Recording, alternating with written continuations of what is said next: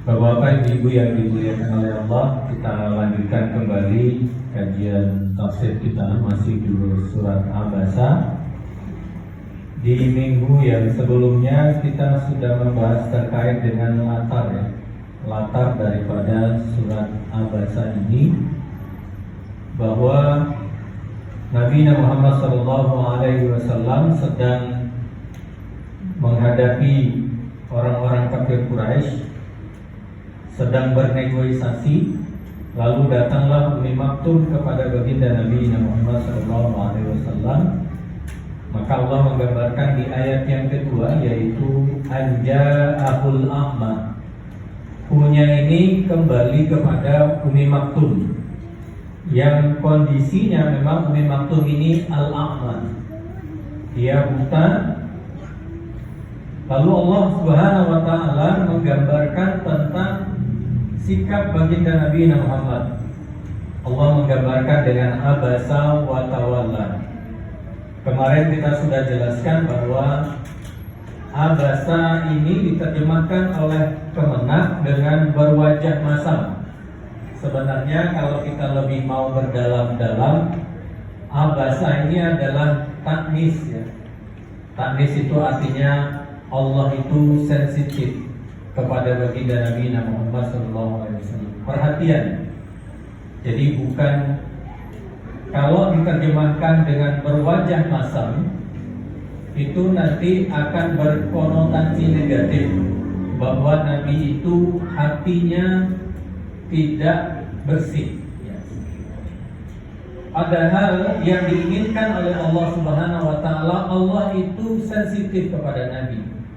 Ada sesuatu yang tidak pas saja, karena memang Nabi Muhammad la ala hulukin adzim, karena posisinya akhlak Nabi itu termulia.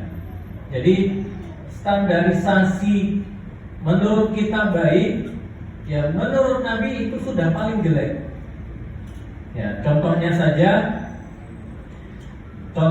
kita lihat ayat yang bicara tentang sholat tahajud. Ya, nisfahu. Kalau sholat tahajud, nisfahu au zidhu minhu qalilan wa rattilil Qur'ana tartila. Kalau kita melihat sholat tahajud Nabi di awal itu kan nisfahu. Kalau 10 malam itu dimulai dari maghrib, kalau nisfahu berarti kan berapa jam? 10 jam, setengahnya 5 jam. Audit ditambahkan 2 jam. Berarti sholat tahajudnya Nabi itu berapa jam? 7 jam. 7 jam. Jadi standarnya, padahal ayat ini turun itu baru beberapa surat yang turun, termasuk surat Al-Alaq dan surat Al-Fatihah. Ya ayyuhal mudaththir, ya ayyuhal mudzammir. Artinya 7 jam, hanya itu yang dibaca oleh baginda Nabi Muhammad SAW. 7 jam, Pak. Awin bos, dikurangi sedikit. Jadi dikurangi sedikit. Para ulama menyatakan bahwa qalil itu maknanya 3 jam. 1, 2, 3. Dikurangi jadi 3 jam. Bagi standar Nabi, 3 jam itu sudah jelek, Pak. Untuk Nabi itu 3 jam itu sudah jelek. Untuk kita 3 jam itu sudah top makom wali itu. Wali murid, wali santri, ya. Wali santri.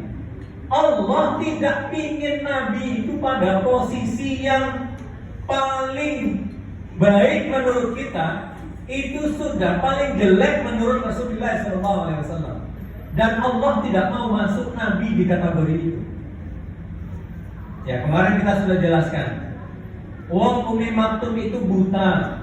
Kalau Nabi mengkerutkan keningnya, kan tidak ada yang terugikan, tidak ada yang tersakiti. Mungkin tidak kelihatan Nabi mengkerutkan kening.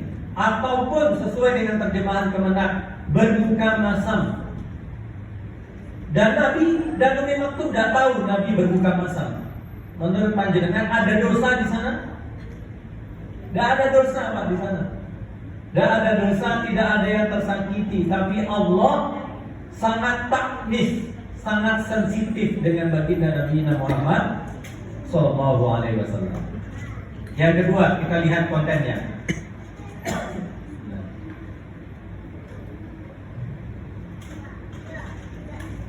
Kita lihat kontennya. Abasa itu kan kalimat kalau orang marah, Pak. Kalau memang itu marah, saya ingin sampaikan argumentasinya. Kalau itu marah, kalimat yang panjenengan dan saya gunakan kalau lagi marah itu menggunakan kata ganti apa? Kamu, dia, apa mungkin menggunakan kata dia? Sedangkan orang yang saya marahi ada di depan saya. Kamu itu jangan ulangi lagi ya. Skripsimu ini sudah diingatkan kemarin perbaikannya seperti ini, malah seperti ini. Saya menggunakan apa? Kata kamu. Coba lihat. Surat ini awalnya ada. Kalau para ulama mengatakan begini, kalau Allah tidak suka kepada Nabi, mestinya kalimatnya bukan abasa wa tawalla, tapi abasaka wa tawallaka. Mestinya begitu, karena ada kata ganti kamu di situ. Tapi coba perhatikan, abasa, dia bermuka masam. Kalau jenengan marah, dia bermuka masam. Kan tidak nyambung, karena orang yang kita ajak bicara ada di depan kita. Dia bermuka masam, dia memalingkan wajahnya.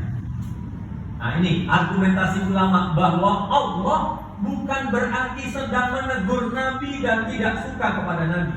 Bukan. Karena ini adalah bagian cara Allah sensitif kepada